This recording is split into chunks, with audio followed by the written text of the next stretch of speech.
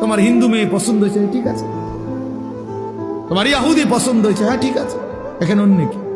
তোমার যেটা ভাল লাগে এটা, তোমার যেটা মন চায় এটা, তোমার পছন্দই তোমার জীবন।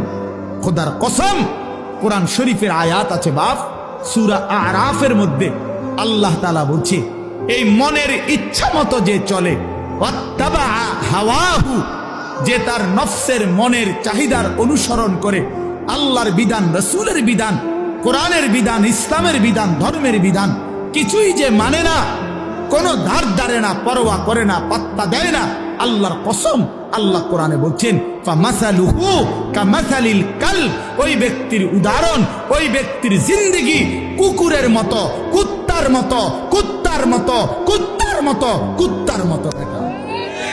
ওই জিন্দেগি কুত্তার জিন্দেগি, ওই জিন্দেগি কুত্তার জিন্দেগি।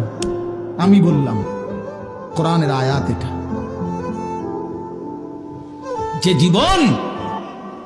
যে জীবন মালিকের